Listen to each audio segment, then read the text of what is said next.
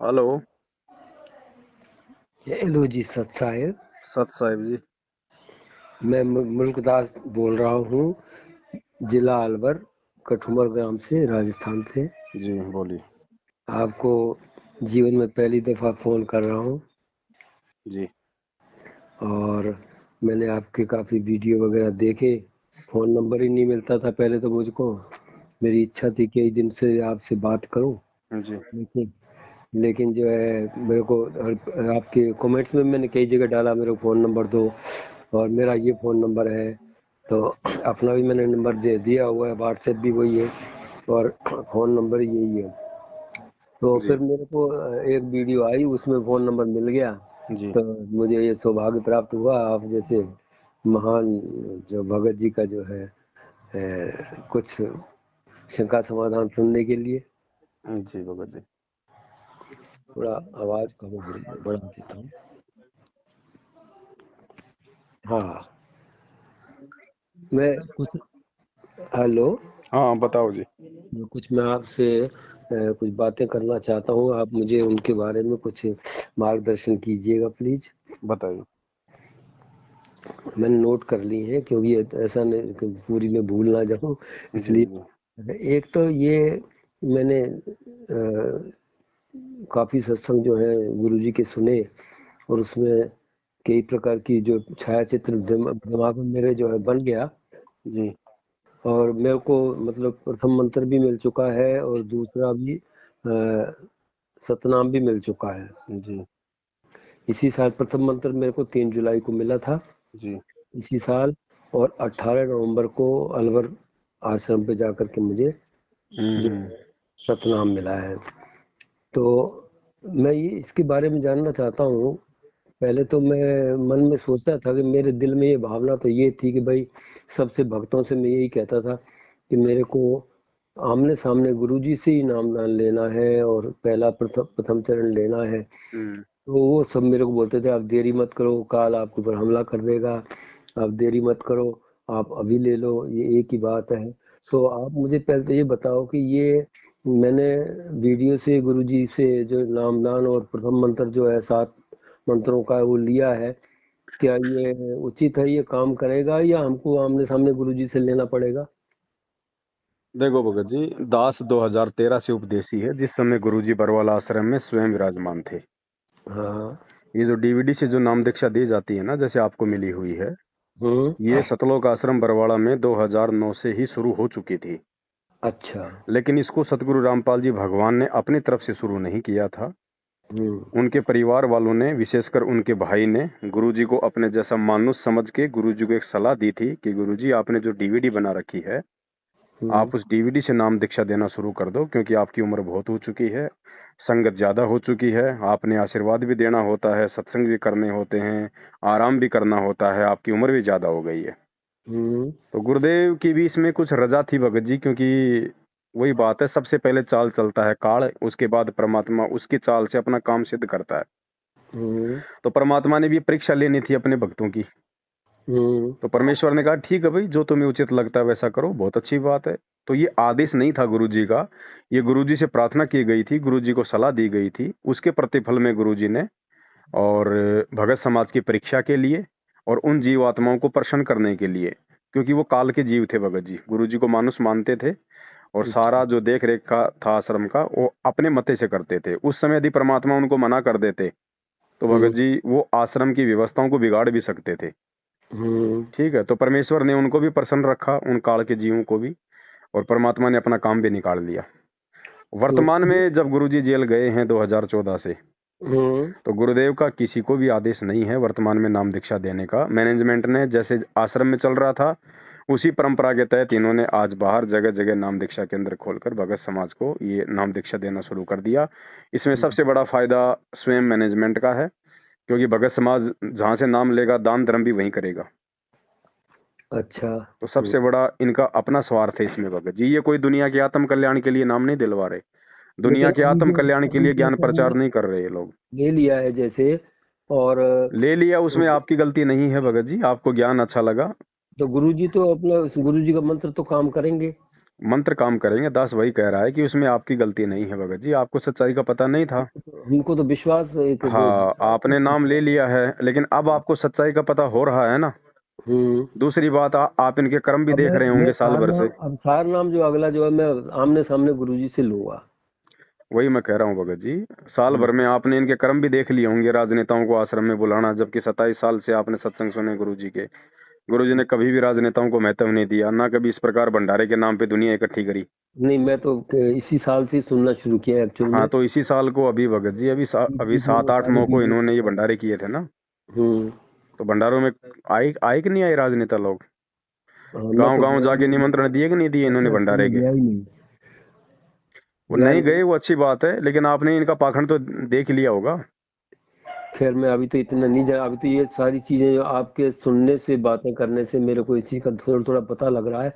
बाकी अभी तक तो मैं उनके ऊपर विश्वास ही करता था, सब कुछ विश्वास पे ही चल रहा था। तो भगत जी, आप प्रथम नाम और सतनाम का जाप, जैसा आपको जो विधि बताई गई है गुरुदेव के द्वारा, उस विधि से आप अगर मर्यादा में रह के करेंगे तो इन मंत्रों का आपको लाभ मिलेगा। बाकी ये सार नाम लेने की भूल मत कर देना भगत जी, वरना इतना पछतावा होगा इस जन्म में, शायद ये पाप धुलेगा। नहीं, मैं तो क्यों आज अभी तक मैंने ये तो फर्स्ट टाइम ही सुन रहा हूँ। आज तक जितने भी नामदान, चाहे कोई भी संत महात्मा किसी भी कैटेगरी का, किसी भी अपनी स्थिति का, जिसने भी नामदान दिया वो आमने सामने ही दिया है। भाई, जब तक संत शरीर में है तब तक स्वयं ही नामदान देता है भगत जी। डीवीडी तो उनके जाने के बाद काम करेगी। गुरुजी ने 2005 में डीवीडी बना दी थी, हम्म। और 2006 में क्रोथा कांड हुआ था। 2 साल गुरुजी पहले भी जेल रह के आए। अच्छा। तो उस समय कोई नामदान केंद्र नहीं खुला था। 2 साल तक ना ना किसी का नाम नाम कोई शुद्ध किया जाता था। डीवीडी तो हम्म। उस समय भी थी। तो ये जो डीवीडी का जो नाम दीक्षा की जो प्रक्रिया है, ये गुरुजी ने सत्संगों में कह रखा है कि मेरे सतलोक जाने के बाद काम करेगी। हम्म। तो इन्होंने इसका फायदा पहले उठा लिया, क्योंकि काल भगवान ने तो ये तो भक्तों की मर्यादा खंडित करवानी है ना। तो फिर इसमें क्या काल का प्रभाव हमारे ऊपर पड़ता रहेगा? नहीं, आपके ऊपर काल का प्रभाव भगत जी उस समय पड़ेगा जब आज आपको सच्चाई पता होने के बावजूद फिर यदि आप इनके नामदान केंद्रों पे जाते हैं, आगे का नाम लेते हैं, या आप इनको दान धर्म करते हैं, हम्म। तो होगा। अन्यथा आप जी, जब तक गुरु जी नहीं आते हैं तब तक आप बैठ के अपना भक्ति करो, अपना काम धंधा करो, नाम आपके पास, मर्यादा आपको निभानी है, मैंने वैसे सत्संग अभी आपने सुनने हैं। अभी तक तो कोई ज्यादा तो वैसे दान नहीं किया। 50 एक रुपए तो मैं जब आश्रम पे गया था तब मैंने दान अनजाने करता में था। चाहे आपने 50,000 कर दिए हो भगत जी, वो परमात्मा माफ करता है, लेकिन जानकारी होने के बाद अगर 50 पैसे भी कर दिए ना अब तो मैं तो वो समझ गया। 50,000 का नुकसान दे देगा। हम्म। बाकी ये तो अपनी तरफ से पूरा प्रयास करेंगे आप लोगों को फांसने का। क्यों नहीं आ रहे, क्या बात हुई, नाम खंड हो गया, इतनी बार हाजिरी लगेगी, ये होगा वो तो होगा। मुझे पूरी बातों का पता लगने के लिए मैं गुप्त रूप से इनके बीच में मिला रहूंगा। ओपन नहीं होने दूंगा कि मैंने जो आपसे सारी बातें पता कर ली हैं। गुप्त रूप की भी आवश्यकता नहीं भगत जी, ये भक्ति कोई गुप्त रूप वाली नहीं है। जब आपको नहीं, सच्चाई भक्ति का तो हम पता चल करेंगे। गया है, आप अपनी भक्ति करो। अगर इनका किसी का संपर्क होता है, कोई फोन आता है, हम्म। साफ साफ मना कर दोनों को, भाई देखो मेरी समझ से बाहर की बात है, जब तक गुरुजी नहीं आएंगे तब तक मैं अपना घर बैठ के भक्ति कर रहा हूँ, बस। सही है। अच्छा, ये पुस्तक सेवा करते हैं, ये उचित है कि अनुचित है? पुस्तक सेवा करो भगत जी, पुस्तक में परमात्मा का ज्ञान है। हालांकि कुछ जगह इन्होंने थोड़ी थोड़ी मिलावट की हुई है अपनी तरफ से, लेकिन वो जगत वाले मिलावट को नहीं पकड़ पाएंगे। यदि हम्म। आप पुस्तक सेवा करते हो, ये ज्ञान गंगा या जीने की राह, हम्म। तो आपका ये फर्ज बनता है कि आप सामने वाले को ये बात जरूर बताओ कि भाई देखो, गुरुजी अभी जेल में है, और गुरुजी को जेल पहुंचाने के पीछे उनके परिवार वालों की मनमानियां हैं, जिस कारण से बरवाला कांड हुआ। और आज इन्होंने जगह जगह नामदान केंद्र खोल रखे हैं। आप जब तक गुरुजी नहीं आ जाते तब तक आप अच्छे से उनका ज्ञान समझो, ज्ञान सुनो, ठीक है। ठीक। और गुरुजी के आने के बाद आप नाम दीक्षा लो। और परमात्मा ने बोल रखा है कि मेरे सत्संग सुन के, हम्म। अगर मेरे सत्संग सुन के यदि कोई आन उपासना छोड़ देता है, हम्म। और तो परमात्मा उस आत्मा को 70% लाभ देता है। 70% जो केवल सत्संग सत्संग सुनता है। अब हमें दिक्कत बड़ी जबरदस्त आई हुई है। हम पहले चलते थे प्रजापिता ब्रह्मा कुमारी ईश्वरीय विश्वविद्यालय में, जी हम दोनों पति पत्नी। जी तो अब जब से हमें ये पता चला कि भाई तो ये ज्ञान ऊंचा है और एक एक चीज श्लोक लिखा हुआ है, मैं गीता की पुस्तक साथ में रख के और गुरु जी की किताब ज्ञान गंगा पढ़ी, और उससे पहले मेरे को वो एक और है, गीता तेरा ज्ञान अमृत, हम्म वो पढ़ी। तो उसके बाद मैंने एक अड़गड़ानंद जी की गीता है उसकी व्याख्या, और एक ये और भी साधारण गीता है, उसमें सब रख करके सामने, और मैं श्लोक से श्लोक मिलाता था। फिर जो वेदों के श्लोक जो दे रखे हैं वो मैं, हम्म। हमारी एक लाइब्रेरी है, हमारे एक शास्त्री जी हैं, उनके पास जाके वहां जाकर के खोज किया मैंने। उनके पास कुरान शरीफ भी, सारे धर्मों की किताबें, उसमें देखा, मेरे को सब कुछ सही मिली, तो मेरे को विश्वास हो गया। लेकिन खुद वो लाइब्रेरी रखने वाले हैं, उनको विश्वास नहीं हुआ। वो तो बोलते हैं भगवान तो निराकार है, देखो मगर भगत जी, वहां उनका तो मैं अपना लिखा धंधा था। है, हम्म। उनका बिजनेस है। कल को वो अगर नाम दीक्षा ले लेंगे तो उनकी पुस्तकों को वो रख ही नहीं सकते, ना किसी को दे सकते। हाँ, सही बात है। दूसरा, ये ज्ञान भगत जी हर किसी के समझ में आ जाए ऐसा जरूरी नहीं है। इसके लिए जन्म जन्मांतरों के मजबूत भक्ति संस्कार चाहिए होते हैं। और मैं तो आपको सच बताऊं, 18 साल की उम्र से ही, जब मेरा विवाह ही नहीं हुआ था, तभी से ही मेरे पूर्व जन्म के कुछ ऐसे संस्कार थे कि मैं खोज में था। मैंने खोज करना शुरू कर दिया था कि सत्य परमात्मा कौन है, और सतगुरु कौन है। जी। बड़ा से बड़ा, मुझे से ऊंचा से ऊंचा ज्ञान लेना है, और मैंने कहीं भी रुकना नहीं है। जब तक मेरे को, मैं एक खूटे से बंधा ही नहीं कभी भी, सभी के ज्ञान देके, सभी के लिए, और चक चक करके आगे बढ़ता गया, आगे बढ़ता गया। अब यहाँ आकर के मैंने देखा है, तो मेरे तो पूरा ही, यानी कि एकदम जीवन में एक एक विस्फोट हो गया, क्रांति आ गई। ये तो हमको आज तक किसी ने बताया ही नहीं। देखो, ज्ञान सच्चा है, नाम सच्चा है, परमात्मा सच्चा है, इसमें कोई दो राय नहीं है। सुई की नोक रखने जितना भी दोष नहीं है। हम्म। और आप परमात्मा की अधिकारी आत्मा थी, इसलिए परमात्मा ने आपको किसी भी तरीके से अपनी शरण में ले लिया और समय रहते आपको सच्चाई से भी परिचित करवा दिया। अब भगत जी, आप ज्ञान आधार से अपना नेक नीति से काम धंधा करते हुए मर्यादा में रह के भक्ति करो। हमें बीच में किसी एजेंट की जरूरत नहीं है। दान धर्म करना है, गुरु जी के आने के बाद करेंगे। फालतू में पाखंडों में अगर किसी का सहयोग करेंगे, मर्यादा टूटेगी, कल को फिर नुकसान होगा, फिर हम परमात्मा में दोष देखेंगे। सही बात है। अच्छा, कुछ और मैं बातें आपसे पूछना चाहता हूँ। ये जो सतयुग में, ये चारों युगों में कबीर जी आए थे, जी। तो सतयुग में, जैसे त्रेता की तो लीला हमको सत्संग में सुनने को मिली है, द्वापर की भी मिली है, कबीर जी की, और कलयुग की भी कबीर जी की लीला सुनने को मिली। लेकिन सतयुग वाली कोई ऐसी कोई लीला है कि जो सत सुकृत के नाम से, जो उन्होंने जब वहां पर प्रकट हुए थे? सेम टू सेम बताई परमात्मा ने चारों युगों में। वो कमल के विकसित फूल पे आते हैं और निसंतान जो दंपत्ति होती है वो उनको उठा के ले जाती है, कुंवारी गायों से उनकी परवरिश होती है। सेम लीला है परमात्मा की। अब सतयुग में वो कौन सी आत्मा थी, वैसे तो परमात्मा ने बता रखी है, हम्म, लेकिन फिर भी भगत जी, हमें उन बातों को जान के कोई ज्यादा फायदा नहीं सही है। है कि नहीं। ऐसे तो परमात्मा का बहुत ज्यादा पुराना इतिहास है भगत जी। हम अगर उसको जानने लग गए तो वर्तमान में हमें जो ज्ञान आवश्यक है, जो मर्यादा आवश्यक है, वो हमारे लिए भगत जी महत्वपूर्ण हाँ, बिल्कुल बिल्कुल। है कि एक नहीं। मैं बाकी जैसे अपनी परमात्मा बीच बीच में जानकारी के जिक्र लिए, करते रहते हैं। अभी आपको साल भरी हुआ है, तो आप सत्संग सुनते रहेंगे, बीच बीच में वो जो दृष्टांत है वो आते रहेंगे भगत जी। अच्छा, इनका भी दृष्टांत है कोई, सत सुकृत का भी? हाँ भगत जी, है ना, एक विद्याधर नाम का ब्राह्मण था और दीपिका उसकी पत्नी थी, परमात्मा ने बता रखा है। अच्छा अच्छा, वो फिर कभी सीडी में आ जाएगा, अपने आप आ आ जाएगा। जाएगा भगत जी, आ जाएगा। अच्छा, एक दूसरा है, जैसे काल का रोल है क्षर क्षर ब्रह्म का, और परम अक्षर ब्रह्म का रोल है स्वयं पूर्ण ब्रह्म परमात्मा का, कबीर जी का। इसी प्रकार एक तीसरा जो बीच का रोल मेरे को कहीं पढ़ने को सुनने को नहीं मिला, जो अक्षर ब्रह्म है, हम्म। उनका उनका क्या रोल है ब्रह्मांड में? अक्षर ब्रह्म का हमारी भक्ति से कोई लेना देना नहीं है भगत जी। उसका अपना अलग राज्य है। अच्छा। उसका मंत्र हम केवल इसलिए जाप करते हैं, जो सतनाम का जाप मिलता है। दूसरा जो मंत्र है, परमात्मा ने वो अक्षर ब्रह्म का बताया।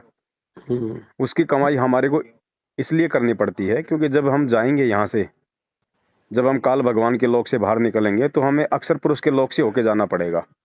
अच्छा। ठीक है। तो हमने उसका वो ऋण चुकाना पड़ेगा, क्योंकि हम उसके जमीन काम में ले रहे हैं। जैसे आपने दिल्ली से आपने गाड़ी भरी हम्म। और आपको गुजरात जाना है, हम्म। तो माल तो आपने दिल्ली से भरा, सही है। तो आपको दिल्ली से मतलब है। आपने हम्म। खाली करना है आपने गुजरात में, तो आपको गुजरात से मतलब है। हम्म। बीच में आपको राजस्थान से होके जाना पड़ेगा। तो हम्म। राजस्थान में भी टोल टैक्स लगेगा ना, क्योंकि आप राजस्थान की सड़क यूज कर रहे हो। हम्म। आपने माल वहां नहीं उतारना, कोई मतलब नहीं आपका, लेकिन आप वो जमीन यूज कर रहे हो, इसलिए आपको वहां पे टोल टैक्स उसका देना पड़ेगा, नहीं तो आप आगे नहीं जा सकते। तो हमने अक्षर पुरुष के लोक से होके ही सतलोक जाना पड़ेगा, इसलिए हमने उसका वो ऋण देना पड़ेगा, उसकी जमीन का। अब जैसे काल तो हमारे सिर पे जो है भी एकदम चढ़ा हुआ है, लेकिन ये अक्षर ब्रह्म भी क्या इसी प्रकार से रोल करता है नहीं क्या? नहीं नहीं नहीं, उसका कोई रोल नहीं है भगत जी। उसको तो पता भी नहीं चलेगा जीव कहाँ से जा रहे हैं, वो तो परमात्मा लेके जाएंगे ना हमारे को। अच्छा अच्छा अच्छा। उसको तो पता ही नहीं चलेगा कौन आ रहा है कौन जा रहा है। फिर इनकी बाधा क्यों है बीच में? अब बाधा तो भगत जी परमेश्वर ने अब ये सृष्टि की रचना अपने हिसाब से करी है भगत जी। हर चीज की अगर हमें यहीं पे जानकारी हो जाएगी, हम्म। तो फिर भगत जी हम तो महाज्ञानी बन जाएंगे ना सारे ही। अच्छा अच्छा अच्छा। बाकी रचना हम्म, परमात्मा की, हमें परमात्मा ने केवल उतनी बातें बताई हैं जितनी हमारे लिए आवश्यक है, और उतना ही जानना हमारे लिए फायदेमंद है। अच्छा। मालिक कहते हैं ना, जैसे मोटरसाइकिल किसी ने बना के दे दी, हमारा हम्म। काम है उसको चलाना, उसको खोल के बैठ जाएंगे तो फिर सारा काम बिगड़ जाएगा ना। हम्म। है ना, हमारा काम उसको चलाना है, केवल बस सीख लो कहाँ से तेल डलता है, कहाँ से रेस लगती है, कहाँ से गियर डलते हैं, हम्म। बस इतना सा काम है। अच्छा सर, ये अगला अगला है कि जैसे गुरुजी आमने सामने मंत्रों के जाप करने की प्रक्रिया समझाते थे, उसके अलावा जो है अभी वीडियो के द्वारा जो है डीवीडी के द्वारा बता रहे हैं, तो इन दोनों में क्या कोई अंतर है? देखो भगत जी, डीवीडी की प्रक्रिया दास ने आपको बताई है। परमात्मा के कहे अनुसार सतलोक जाने के बाद नाम दीक्षा दी जाएगी डीवीडी से, इससे पहले गुरुजी स्वयं देंगे भगत जी। अच्छा। ठीक है। और वही काम करेगी भगत जी रियल में। तो अब अब आश्रम अंजलि में तो में क्या था दिया ना, है। वहां तो गुरुजी स्वयं मौजूद थे। भगत नाम दीक्षा लेके सीधा गुरुदेव के पास जाता था, गुरुजी अपना आशीर्वाद उसको दिया करते थे, उसके सिर पे अपना हाथ रखा करते थे, उसका नाम सुचारू हो जाता था। आज अच्छा, वर्तमान में ऐसा नहीं है भगत जी। गुरुजी क्या स्वयं शुद्धिकरण की प्रक्रिया कराया करते थे? मतलब उस समय गुरुजी जब किसी का नामखंड होता था तो गुरुजी के पास जाते थे सबसे पहले, अच्छा गुरुजी से प्रार्थना करते थे। तो गुरुजी अगर कह देते थे कि बेटा ठीक है, आगे से गलती मत करना और अपनी भक्ति कर, तो ऑटोमेटिक नाम सुचारू हो जाता था। कुछ अच्छा लोग जो बड़ी गलती कर देते थे तो परमात्मा उनको एक टोकन दे देते थे कि बेटा वहां जाके दोबारा से नाम ले ले। अच्छा। ये प्रक्रिया थी। तो अभी जैसे अब गुरुजी जब बाहर आएंगे, आम आम जो है कार्यक्रम चालू करेंगे, वैसे तो उनका वहां से ही सारे कार्य चल रहे हैं। जी। तो जब वो आएंगे तो क्या हम जो हमने डीवीडी से मंत्र लिया है उनको जाकर के गुरुजी के सामने जाके इसका शुद्धिकरण करा सकते हैं या क्या ये आवश्यकता? परमात्मा अपने आप ही सार्वजनिक कर देंगे भगत जी, सबको परमात्मा आशीर्वाद दे के इसी नाम को सुचारू करेंगे, या फिर दोबारा से नाम दीक्षा के लिए कहेंगे। अच्छा अच्छा अच्छा ये अच्छा। ये उनके आने के बाद है भगत जी, क्योंकि आदेश तो है नहीं उनका। तो जहां तक दास का आइडिया है, सभी भाई बहनों ने दोबारा से ही लेना पड़ेगा। अच्छा, दूसरा जो है, ये जितने भी मैनेजमेंट के लोग हैं, चाहे नए हैं चाहे पुराने हैं, मैं तो ज्यादा उनसे मेरा मिलना नहीं हुआ, लेकिन अभी आपके द्वारा मुझे पता लगा है। फिर हम्म। भी ये जो भाई मेरे को लेके गए थे भगत जी, जिन्होंने मेरे को नामदान दिलवाया था, हम्म। वो ही उनके मुख से मैंने आपका नाम सुना था कि उनसे वो गुरुद्रोही हैं, उनसे हम्म। दूर रहना, उनकी कोई बात सुनना नहीं है, आपका नाम खंड हो जाएगा, ऐसा कुछ बोल रहे थे। तो ये ऐसा क्यों चल रहा है? ऐसा क्या है, क्या कारण है ये? जब से गुरुजी जेल गए हैं भगत जी, तब से संगत में दो भाग हो गए। अच्छा। एक भाग को सात संगति कहते हैं, जो मतलब सतसेवक भाई बहन है। हम्म। सतसेवक मानी जो परमात्मा के प्रत्येक वचन पे चलते हैं और सच्चाई का प्रचार करते हैं, हम्म। मालिक के ज्ञान आधार से भक्ति करते हैं। दूसरा हम्म। ग्रुप है सतलोक आश्रम मैनेजमेंट हरियाणा, यानी गुरुदेव के परिवार। वो हम्म। आश्रम में भी अपनी मनमानियां करते थे, और आज तो उनका खुला हाथ हो गया। आज हम्म। तो उनको कोई रोकने टोकने वाला ही नहीं है। तो हर प्रकार से वो भक्तों का रक्तदान, दे दान, कभी बीजेपी को वोट डलवाना, कभी कांग्रेस को वोट डलवाना, कभी गुंडों की सीबीआई जांच करवाना, कभी हरियाणा के जाट आरक्षण में भक्तों को बैठा देना, कभी ये भंडारे करवाना, फिर राजनेताओं को बुलाना। इनके काम है आडंबर भगत जी। इनको अपनी बिरादरी वालों से प्रेम है, इनको परमात्मा और भक्ति से प्रेम नहीं है। और ये काल भगवान क्या करता है भगत जी, परमात्मा ने समझाया ना कि काल स्वयं प्रकट नहीं होता है, हम्म। वो अपने दूतों के माध्यम से भक्तों की मर्यादा खंडित करवाता है। तो जो हम्म। कर्म इन्होंने करवाए हैं गुरुदेव के जेल जाने के बाद संगत से, वो सारे के सारे कर्म परमात्मा ने हमसे हटवाए हैं। अच्छा। 27 साल में परमात्मा ने जिन कर्मों को ना करने की शिक्षा दी है, वो सारे कुकर्म इन्होंने गुरुदेव के जेल जाने के बाद में संगत से करवा दिए, गुरु जी का ही नाम लेके। तो अच्छा। इसलिए हम संगत को मतलब जागरूक कर रहे हैं कि भाई इनके झांसे में मत आओ, ये कोई भगत वगत नहीं है। आप खाली इस चक्कर में मत रहो कि ये गुरुजी का परिवार वाला है, ये गुरुजी की पत्नी है, ये गुरुजी की बेटी है।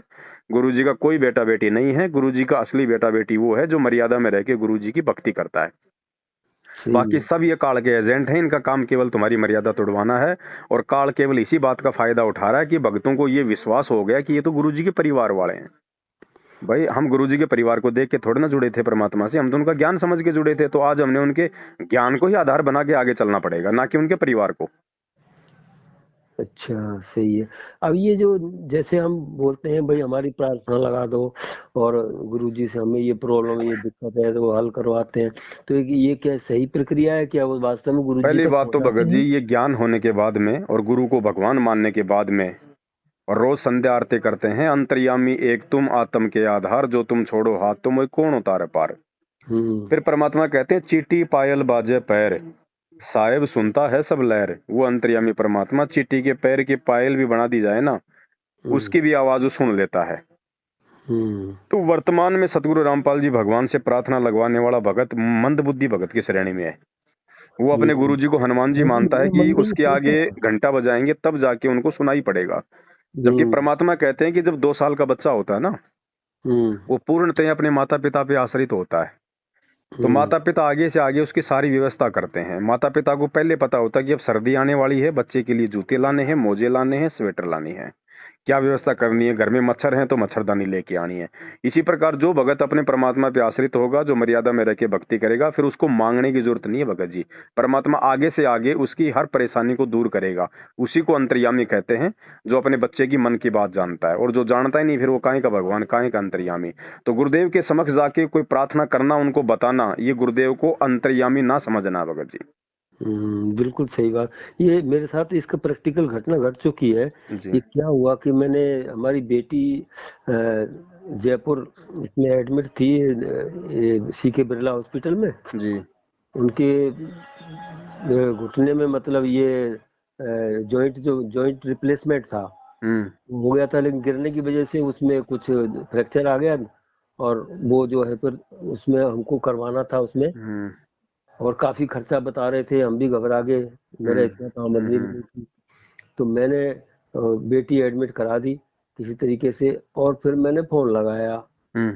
4-5 फोन नंबर दे रखे हैं कि भाई प्रार्थना लगा दो, हमारी बेटी जो है हॉस्पिटल में है और ठीक ठाक ऑपरेशन हो जाए, पैसा भी बहुत ज्यादा मांग रहे हैं, कैसे कैसे क्या होगा। मैं तो चिंता में था बहुत। तो वो बोलने लगे वहां से कि आपका नामदान हो गया है। मैंने तो हो गया है, पहला प्रथम चरण मैंने लिया हुआ है, उस टाइम प्रथम चरण ले रखा था। बोला आपकी बेटी ने नामदान ले रखा है? बोला नहीं सर, उन्होंने तो नहीं ले रखा है अभी।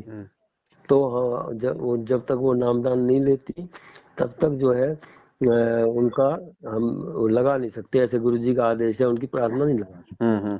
अब मैंने बहुत दुख हुआ मुझे इस बात का कि देखो, ये आगे नामदान ही नहीं लगा सकते। मैं बोला ठीक है भाई, मैं फिर प्रार्थना खुद ही लगाऊंगा। अब तो मैं खुद लगाऊंगा प्रार्थना। बिल्कुल। तुमने जो है जो जो वो कण कण में विराजमान है, अब मैं ये जो आपने बात बताई ना, ये मेरे मन में ये भावना चल गई थी कि जो कण कण में विराजमान है वो आज भी मेरे साथ है अब यहाँ। अब मैं यहीं उसको प्रार्थना लगाऊंगा, आपको प्रार्थना लगाने की अब कोई जरूरत नहीं। जी जी अब मेरी बेटी जाने, मैंने आंखों में आंसू आ गए, मैं रोने लगा वहाँ पार्क में बैठ के। उसके बाद में फिर वहाँ काफी देर बैठा रहा, गुरुजी का सत्संग भी सुनता रहा। मन में सोचता रहा कि गुरुजी ये क्या है, पता नहीं आप तक ये बात पहुंचती है कि नहीं पहुंचती है, कि आपके निर्देश है कि नहीं है। फिर भी मैं जो है जितना मुझे तो अभी इतना ज्ञान नहीं है, मैं तो शुरुआत में प्रथम चरण में ही हूँ गुरुजी। तो मैं फोटो लेकर के गुरुजी का, और जो बेटी हमारी जाने लगी वो इनके बारे में कुछ नहीं जानती, ऑपरेशन थिएटर में ले जाने लगे तो मैंने अलग से, हमारी घरवाली थी वो तो उसकी विरुद्ध है, तो मैंने वो उस समय वहां नहीं थी, मैंने फोटो मोबाइल में उनको दिखाया अपनी बेटी को।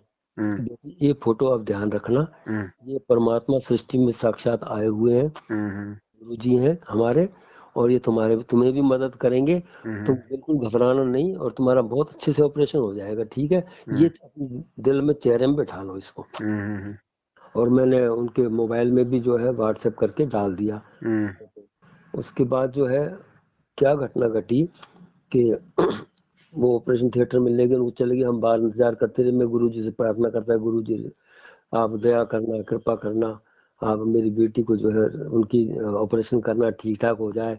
और बहुत दिक्कत है, उनके चारों, दोनों तो हिप रिप्लेसमेंट है, दोनों घुटने रिप्लेसमेंट है। अब बाथरूम में गिरने से ये एक घुटने का चक्कर पड़ गया दोबारा। अब वो दोबारा से डॉक्टर ने बोल दिया था ये चेंज, दोबारा से चेक होगा, चेंज होगा, ये टेढ़ा जुड़ा है प्लेट।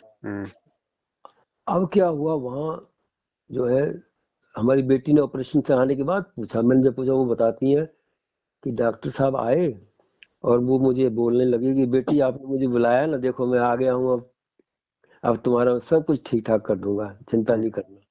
और शक्ल डॉक्टर साहब की थी, डॉक्टर साहब का स्वरूप था कि बेटी देखो मैं अब आ गया हूँ और तुमने मुझे याद किया और मैं जो है अब तुम्हारा सब ठीक ठाक कर दूंगा। ये बात मुझे पता चली तो मैं, बेटी ने बताया तो मैं चुप रह गया, मैं उस समय कुछ नहीं कहा, हमारी मिसेज भी बैठी हुई थी। जी। तो चुप रह गया, मैं अपने दिल में रखा। फिर मैं अलग से अकेले अकेले में पूछा कैसे थे गुरुजी।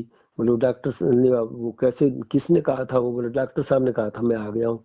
तो ऐसे तो कभी डॉक्टर तो बोला नहीं करते, आते हैं अपनी ड्यूटी करते हैं, अपना काम करते हैं। हम्म। तो मैंने ये अनुमान लगाया हो सकता है गुरुजी जो है रूप बना करके और उनके अंदर अब शक्ति प्रकट गुरुजी को, उनको हम्म। जो गाइड जो है डॉक्टर को भी पूरे गुरुजी गाइड कर रहे थे और सारा डायरेक्शन दे रहे थे ऐसे ऐसे करना है। अब एक घटना क्या घटी, वो प्लेट जो है डॉक्टर ने सीधी कर दी हम्म। और मेरे को बताया कि आपके 45,000 रुपये बच गए हैं डॉक्टर साहब ने। और प्लेट जो है वही प्लेट काम आ गई है, सिर्फ स्क्रू का आपको चार्ज देना होगा। हम्म। प्लेट सही है, अभी तक काम कर रही है। उसको मैंने सीधा करके लगा दिया है और सही है, अब वो काम चल रही है, ठीक चल रही है। तो मैंने वहां पर ये घटना से ये अनुमान लगाया कि देखो गुरुजी जो है, जो कण कण मैं कहाँ तो प्रार्थना लगाया था वो मना कर रहे थे, कहाँ आकर के थोड़े पैसे मेरा, जहाँ 1,40,000 बोल रहे थे, वहां मात्र 98,000 में मेरा काम हो गया। देखो भगत जी, इसमें दो तीन बातें हैं ज्ञान आधार से आपको समझने की आवश्यकता है। हम्म। सबसे पहली बात तो ये कि अनुपदेशियों की प्रार्थना ये लोग इसलिए नहीं लगाते हैं क्योंकि परमात्मा ने अनुपदेशी व्यक्ति का जो दान है ना, वो हाँ। लेना वर्जित कर रखा है। तो अच्छा। इनको पता है कि अगर इसकी प्रार्थना लगाएंगे तो कुछ दान धर्म तो कुछ आना नहीं हमारे को। अगर कोई सही। नाम उपदेशी होता उसकी तो तुरंत लगा देते और कह देते कि गुरु जी का आदेश है, पाठ करवा दो, ज्योति करवा दो। हम्म। ठीक है। नंबर दो, भगत जी, अनुपदेशी की प्रार्थना इसलिए भी नहीं लगाई जाती है क्योंकि भगत जी अब देखो हर आदमी दुखी है सृष्टि में। ठीक सही है। है। उसके लिए भगवान आया हुआ है, अपना ज्ञान दे ही रहा है। अब ज्ञान समझ के लोगों ने परमात्मा की शरण में आ जाना चाहिए ताकि बिना मांगे परमात्मा सबके दुख दर्द को दूर करे। अब अगर हम्म। ऐसे अनुपदेशों की प्रार्थना लगाने लग गए तो भगत जी पूरी पूरी दुनिया दुखी है फिर। भाई सही है। परमात्मा को और भी तो काम है। तीसरी और बात भगत जी, इस समय आप जितने भी उपदेशी लोग शुरू शुरू में नए लोग आते हैं वो सब दुखी होकर के ही आ रहे हैं कि मेरे दुख दूर हो जाएंगे। ले, मुख्य उद्देश्य उनका यही होता है लेकिन पहला। वो तो उपदेश ले लेते हैं ना, उपदेश लेने के बाद तो परमात्मा उनको राहत देता है। अब जिसने कनेक्शन लिया ही नहीं तो उसके घर में लाइट कहाँ से आएगी, आप चाहे कितनी प्रार्थना करो। सही बात है। ठीक है। तीसरी बात ये भगत जी, ज्ञान हो जाने के बाद में प्रार्थना लगानी भी नहीं चाहिए, चाहे उपदेशी हो चाहे अनुपदेशी हो, सब उस परमात्मा की आत्माएं हैं। जब हम्म। महाभारत के युद्ध में टटीरी पक्षी के अंडे जब वहां पे रखे थे और उसने देखा कि आज तेरे बच्चे मरेंगे, तो उसने भगत जी कौन से नामदान वाले से उसने प्रार्थना लगवाई थी? कौन था उसका एजेंट भगत जी? उसने अपनी आत्मा से प्रार्थना लगाई थी। सही तो है। परमात्मा ने इंद्र के हाथी का 88,000 मन का घंटा तोड़ के महाभारत के युद्ध में उसके बच्चों की रक्षा की। कोई एजेंट नहीं था ना उसका। हम्म। मीरा बाई ने जब जहर पिया तो भगत जी वो कौन एजेंट बना था बीच में? उसने आत्मा से पुकार करी थी, परमात्मा ने अमृत बनाया ना। जब प्रहलाद बिल्कुल। भगत को गर्म तेल के कढ़ाई में डाला गया, उसने कौन से एजेंट के थ्रू भगत जी प्रार्थना लगवाई थी? उसने आत्मा से पुकार करी थी ना। आज हम्म। भी वही परमात्मा इस धरती पे है, लेकिन हम लोग आत्मा से पुकार नहीं करते, हमने एजेंट बना लिए। हम्म। चौथी बात भगत जी, आपने अपनी बच्ची के लिए जो प्रार्थना की थी कि परमात्मा ये ठीक हो जाए, ये हो जाए, ये आपकी गलती है भगत जी। अच्छा। आपने जो प्रार्थना करी है ना, हम्म। और आपकी बच्ची ठीक हो गई, परमात्मा को आना पड़ा, हम्म। इसमें भगत जी आपकी भक्ति बर्बाद हुई है। अच्छा। इसमें आपकी भक्ति गई है। परमात्मा ने इसका तरीका बताया है कि हम्म। आप अपने बच्चों के लिए प्रार्थना जरूर करो, लेकिन उनको नाम से जोड़ने की प्रार्थना करो कि परमात्मा ये बालक है, आप ही का है, नादान है, अभी इसके समझ में नहीं आ रही, आप इसको भी अपनी शरण में लो। ये प्रार्थना तो आपकी जायज है। आप हम्म। अपने बच्चे के दुख तकलीफ की प्रार्थना यदि करते हो और वो यदि परमात्मा सुन लेता है तो भगत जी वो आपकी भक्ति से परमात्मा उसकी सहायता कर रहा है, यानी आपकी भक्ति बर्बाद हो रही है वहां पे। अच्छा। तो हमने ये गलती बिल्कुल भी नहीं करनी है, भूल के हाँ भी तो भगत जी, हमने मैंने स्वयं सतलोक मुझे जाना पता है। नहीं था इस बात का, हम ज्ञान भी नहीं अपनी था। भक्ति को यहीं पे बर्बाद करते रहेंगे, अपने अपने टायर की हवा हम दूसरे के टायर में डालेंगे तो क्या होगा भगत जी? हम्म। तो इसके सही। लिए तो आप जी गुरु जी को दंडवत करके समय याचना मांगना। ठीक है। और बिल्कुल। बाकी भगत जी, एक बात बताओ, हम्म। आपकी बच्ची परमात्मा की आत्मा है, यदि मालिक ने उसको अपनी शरण में लेना है, उसका संस्कार है, भगत हम्म। जी वही रक्षा करता हुआ आ रहा, आज से पहले भी वही करता आ रहा था, आगे भी वही करेगा, हम चाहे कहें चाहे ना कहें। आज तो आपने प्रार्थना कर ली, और आप यदि उसको पैदा करते मर जाते तो भी आपकी बेटी की रक्षा तो होनी थी ना। फिर सही कौन कर बात, रहा था, किसकी प्रार्थनाओं पे कर रहा परमात्मा बिल्कुल बिल्कुल। है? वो सब उसकी आत्मा है भगत जी। ये तो इन लोगों ने बांट दिया लोगों को कि तुम जगत वाले हो, तुम भगत वाले हो। अरे ये तो विचार करो, जितने भी भगत हैं सारे पहले जगत ही तो थे। अभी और आपने तो जगत मेरे में को रहते ये सहते उनके एनलाइट ऊपर कर जो दिया। भी, और जगत में आ, रहते सहते उनके ऊपर जो भी तकलीफ आ रही थी वो कौन दूर कर रहा था? आपने तो ये बात मेरे को बिल्कुल सही बता दी, लेकिन अगर यही बात मैं ये मैनेजमेंट को बताता हूँ, वो तो पब्लिसिटी करके वहाँ सत्संग में मेरे को खड़ा कर देंगे माइक लेकर के। बताओ आपके साथ कैसे कैसे क्या हुआ था। देखो भगत जी, ये लोग ना इतनी बातें सुनते हैं ना इतनी बात ये करते हैं, क्योंकि ना इनको पता है इन सब बातों का। इनको हम्म। केवल अपने धंधे से मतलब है। जितना इनको दिशा निर्देश दिया गया है उतनी ये बात करते हैं। रही बात ये आश्रमों में प्रार्थना लगाने की, भगत जी लाखों की संगत है। दिन हम्म। में कम से कम 1,000 लोगों की प्रार्थना लिखी जाती है।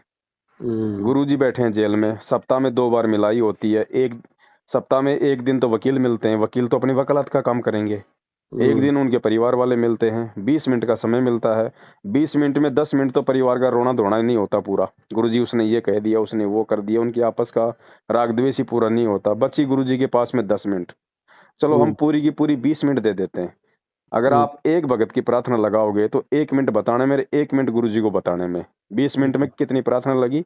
20 प्रार्थना लगी भगत जी। एक सप्ताह में कितनी प्रार्थना हुई? 20। जबकि रोजाना हजारों प्रार्थनाएं लिखी जा रही हैं। सबको ज्योति पाठ का आदेश दिया जा रहा है। सप्ताह में 7,000 लोगों को ज्योति पाठ का आदेश दिया जाता है। कौन दे रहा भगत जी? ये हम्म। मनमान आचरण हो रहा है सारा का सारा। हम्म। लोग देख लेते हैं कि सामने वाली पार्टी क्या है, कैसी है, उसी आधार से। अगर कोई गरीब है, दुखी है, तो कह देंगे अपनी भक्ति बढ़ाओ, गुरुजी का आदेश है। थोड़ा मीडियम ठीक ठाक आदमी है तो बोलेंगे ज्योति कराओ। थोड़ा पैसे वाला तो बोला पाठ कराओ। हम्म। धंधा चल रहा है इनका।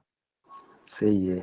तो आपने भगत जी इन लोगों से अपना संपर्क बिल्कुल तोड़ देना है। ये आपके ऊपर परमात्मा की विशेष मेहर है, जो परमात्मा ने आपको बहुत ही कम समय में सच्चाई से परिचित करवा दिया।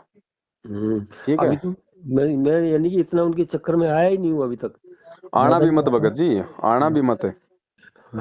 अनजाने में आ जाते तो कोई बात नहीं थी। अब जानबूझ के गलतियां करोगे फिर भगवान भी माफ नहीं करेगा। नहीं, अब तो समझ गया मैं। अगर वो, अच्छा। अगर उनकी तरफ से, आपने तो अपनी तरफ से ना जाना है, ना लेना है, ना देना है। उनकी हम्म। तरफ से कोई फोन आता है, साफ साफ मना कर दो। नको भैया देखो, मेरी समझ से बाहर की बात है। मैं अपने घर बैठ के भक्ति कर रहा हूँ, जब गुरु जी आएंगे उस समय देखेंगे बस। ठीक है बिल्कुल। सीधा सा अभी मैं तरीका तो है ये भगत जी। लास्ट 5 मिनट और मैं ये लूंगा आपके। जी। तो ये गुरुजी ने जो लॉकेट सिस्टम, ये हम आश्रम में जाते हैं तो वहाँ लॉकेट देते हैं। मैं कई बार उनको बोला भी कि कंपलसरी है लॉकेट पहनना। लॉकेट भाई कोई कंपलसरी नहीं है। लॉकेट में कोई भगवान नहीं है। लॉकेट पहन के तुम दुनिया भर का झूठ बोलोगे, चोरी पाखंड करोगे तो मेरा भगवान तो अंदर से क्या दिल मदद मान ही करेगा? नहीं रहा था। और आश्रम में जबरदस्ती, वहां में सतनाम लेने गया तो जबरदस्ती मेरे गले में डाल क्या दिया। होता है भगत जी, शुरू शुरू में भगत जब जुड़ता है ना, तो थोड़ा सा हम्म। भगत का भाव बना रहे, है ना। हम्म। उसको लगे कि यार कुछ मिला ही नहीं, कुछ दिया ही नहीं। दूसरे हम्म। पंथ वाले तो सब लटका के फिरते हैं, है हम्म। ना। फोटो का मतलब होता है गुरु जी की याद आना, गुरु जी का ध्यान करना। बाकी हम्म। फोटो में भगवान नहीं है, हम सब जानते हैं। परमात्मा ने तो खुद मूर्ति पूजा का खंडन किया है। अब हाँ। उस समय फोटो नहीं थी, क्योंकि कैमरे नहीं थे, तो लोग मूर्तियां बनाते थे। आज मूर्तियों का प्रचलन कम हो गया तो ये फोटो में आ गई, तो फोटो का ऊंचा, मूर्ति को बात ही की है भगत जी। तो तो क्या फोटो गुरु का जी की काम केवल आज्ञा है इतना क्या? है कि हम केवल उस परमात्मा की याद आए हमारे को, बस। अच्छा, क्या गुरु जी की ऐसी आज्ञा है कि लॉकेट पहनना ना जरूरी ना, है? कोई आज्ञा नहीं है परमात्मा की। इन्होंने अपनी मनमर्जी से चला रखे। ये मनमर्जी, ये मनमर्जी समझो भगत जी। अब आश्रम से बहुत सारे काम जो थे वो मनमर्जी के थ्रू हो रहे थे।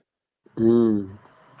अब यहाँ उसके 27 साल पहनने का से परिणाम क्या निकला? गुरु जी के किसी भी सत्संग में ऐसा कोई आदेश नहीं है कि हम्म। लॉकेट पहनना आपके लिए कोई जो है वो जरूरी है। आप पहनो तो कोई दिक्कत नहीं, ना पहनो तो कोई दिक्कत नहीं। अब क्या है, उनका कहना मान के चलो, मैंने पहन लिया, उनकी बात रख ली। पहन के मैं यहाँ घर आया, हमारी मिसेज तो विरोध करती है और वो इस चीज को नहीं मानती। बोला एक ही जगह रहो, दो दो जगह। मैं इधर ब्रह्मा कुमारी में चल रही हूँ, तुम उधर चल रहे हो। और इनके तो जेल वगैरह में वो काफी मतलब उनको भड़काया हुआ है। तो जिसकी वजह से वो मैंने कपड़े वगैरह उतारे, मैं भूल गया उसको उतारना। और अच्छा। उन्होंने देख लिया और वो तोड़ने लगी। ये क्या ले आया तू यहाँ से, इसका मतलब तुम आश्रम गए हो। अलबत्त मेरे पीछे से झूठ बोला, मुझसे छुपाया। और वो तोड़ने लगी। मैं अपने आप उतार के रख देता हूँ और नहीं पहनूंगा मैं। चलो देखो ठीक भगत है। जी, बात ऐसी है। हम्म। आप जो ये काम कर रहे हो ना, ये भी वैसे एक प्रकार से मतलब दोगलेपन में आता है, जो भक्ति मार्ग में नहीं चलता है।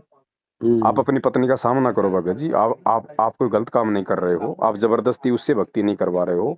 उसको समझ में आ रहा है वो अपनी भक्ति कर रही है, आपको समझ में आएगा तो आप अपनी भक्ति करोगे। इतना तो आपने संघर्ष करना पड़ेगा, हाँ, इतना तो साफ वो साफ कहना बोलना पड़ेगा कि देखो जरूर। जी, मुझे जो समझ में आया मैं कर रहा हूँ, मैं आपको मना नहीं कर रहा। आप चाहे ब्रह्म कुमारी पूजो, चाहे वो राम कुमारी पूजो। मैं जो हम्म। भक्ति कर रहा हूँ वो मैं मेरी समझ से कर रहा हूँ, मैं आपकी भक्ति में बाधा उत्पन्न नहीं कर रहा हूँ। तो ये तो भगत जी आपने देखो संघर्ष करना पड़ेगा। अगर आप ये डर डर के इस प्रकार से काम करोगे तो भगत जी ये परमात्मा के प्रति अविश्वास में आता है। मैं थोड़ा सा इसलिए डर जाता जब हूँ वो भगत काल जी। की भक्ति करते हुए इतनी ज्यादा दृढ़ है, तुम्हें हाँ, डरा रही है, धमका रही है, आपको तो भगत जी परमात्मा की भक्ति मिली हुई है, आपको किस बात का डर है? मैं सिर्फ इसलिए थोड़ा सा वो हिचक जाता हूँ कि घर में अशांति हो रही है, घर शांति भगत जी बनी उसका रहे। नहीं है क्या? शांति उसको नहीं चाहिए क्या? वो क्यों करती है जबरदस्ती?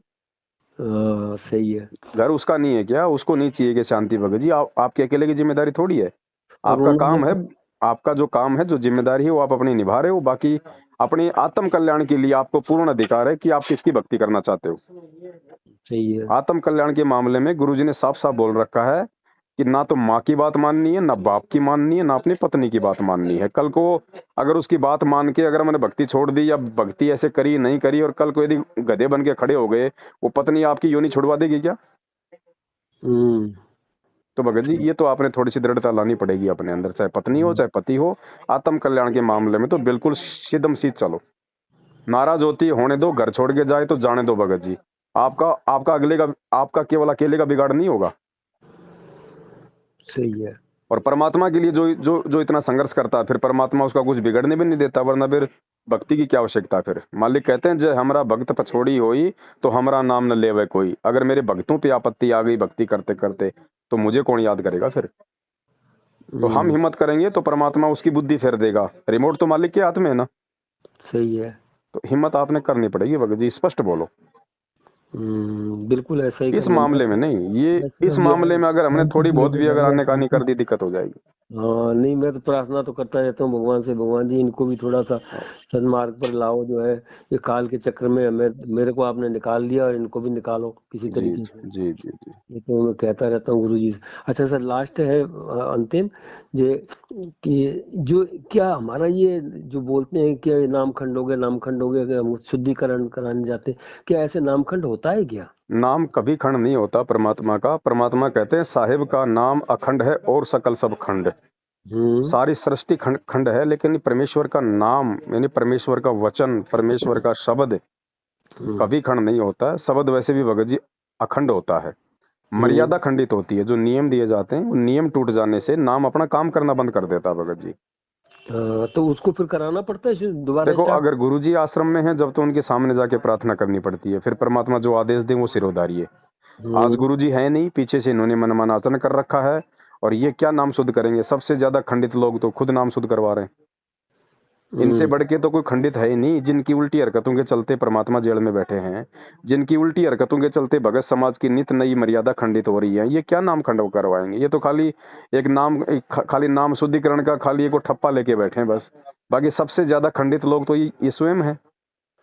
ये जब बरवाला कांड हुआ था, करौता कांड हुआ था, हम्म। उस समय ये मैंने भी एक बार जो है इसके बारे में विचार किया था, ये कैसे यानी कि गुरुजी के शिष्य हैं जो ऐसे मार धाड़ करके, जो है ऐसा तो गुरुजी कभी सिखाते नहीं, संत तो कभी नहीं किसी को खून खराबा करने के लिए बोलते। ऐसा हुआ तो हुआ कैसे? या तो वो शिष्य नहीं है, ऐसा शिष्य तो होते नहीं। देखो भगत जी, भगत समाज बेचारा भोला होता है। हम्म। वो अगर इतना ज्ञानी हो जाए तो फिर बात ही क्या है भगत जी। चार युगों से काल का दाव थोड़ा ना लगता। तो हम्म। गुरुजी के परिवार ने, उनके भाई ने भगत समाज को भ्रमित कर दिया कि गुरुजी का आदेश है, मैं कोर्ट में नहीं जाना चाहता और पुलिस आश्रम के अंदर नहीं आनी चाहिए। तो भक्तों को हम्म। बेचारों को काले कपड़े पहना के हाथों में लठ पत्थर डंडे पेट्रोल बम बंदूकें देके खड़ा कर दिया। अब भगत तो भगत जी भगवान के लिए मरने मारने को तैयार हो जाते हैं। यहाँ तो हम्म। लोग, एक जो पुलिस वाला है फौज वाला है, उसको क्या मिलता है? उसको कौन सा भगवान मिल रहा है? 20-25 हजार की तनख्वाही तो मिलती है। जब उसके लिए वो अपनी जान की परवाह नहीं करता, और जब हम्म। आपको एक भगवान मिल गया, परमात्मा मिल गया, उसके लिए भगत जी आप पीछे हटोगे? तो इन्होंने भक्तों के भोलेपन का फायदा उठाया भगत जी। हम्म। बाकी तो भगत जी पुलिस वाले भी ज्ञान आधार से अपन देखें तो पुलिस वाले भी तो परमात्मा के बच्चे हैं। सही है। भगत भी परमात्मा के बच्चे। वो कौन सा निर्दयी बाप होगा जो अपने दो बच्चों को लड़ा के प्रसन्न होगा? सारा का सारा खेल ये काल खेल रहा था भगत जी, क्योंकि गुरु जी के परिवार की शुरू से ही मर्यादा टूटी हुई है। वो गुरु जी को परमात्मा नहीं मानते, मानुस मानते हैं, और सारे काम उन्होंने अपनी मन मर्जी से किए, जिसका नतीजा ये बरवाला कांड था भगत जी। तो आपका निवास स्थान क्या जयपुर ही है? हाँ भगत जी, वैसे मेरा झुंझुनू जिला है, लेकिन मैं जयपुर में रहता हूँ। अभी मैं गुजरात में रहता हूँ फिलहाल। तो जयपुर कब तक आएंगे आप? जयपुर तो भगत जी बीच बीच में कोई सेवा होती है तो आता रहता हूँ, बाकी कोई विशेष काम तो होता नहीं। तो जयपुर से हमको डायरेक्ट किताब मिल जाएगी वो शंका समाधान वाली? शंका समाधान की पुस्तक आपको जयपुर में आने की आवश्यकता नहीं है भगत जी। हम्म। आप विराटनगर आते हैं क्या कभी कभार? जयपुर तो हमारा बेटा रहता है, आते रहते, जयपुर आता रहता हूँ मैं। जयपुर में कहाँ रहता है बेटा? बेटा है कनक वृंदावन में, सिरसी रोड, सिरसी रोड, सिरसी गांव के पाछड़ा पास। सिरसी गांव पड़ता है जो, के हम्म। पास है कनक वृंदावन। कनकपुरा रेलवे स्टेशन से इधर ईस्ट की तरफ जो है वो ये ठीक है, मैं कह रहा था आप इधर विराटनगर में आते रहते हैं क्या? तुम पता कर लूंगा। आपके अलवर के पास ही तो है विराटनगर, हाँ हाँ, अच्छा वो रास्ते में पड़ता है इधर से। है उधर ना? तो कभी उधर आना जाना नहीं होता, हम तो इधर से जाते हैं एक्चुअल में वाया दौसा होके। चलो फिर सीधा सा तरीका है भगत जी, आप मुझे अपना पूरा पता पिन कोड नंबर के साथ सेंड कर दो, मैं स्पीड पोस्ट करवा दूंगा। अच्छा ठीक है। तो तो इसके में पैसे आपको खाते में डालने हैं कितने? कुछ नहीं डालना, आप तो पुस्तक पढ़ो, अपनी मर्यादा बचाओ। अच्छा चलो धन्यवाद। स- आपका बहुत बहुत शुक्रिया भगत जी, सत जो साई आपने भगत जी। मार्गदर्शन दिया। सत साहेब, सत साहेब। तो ये बात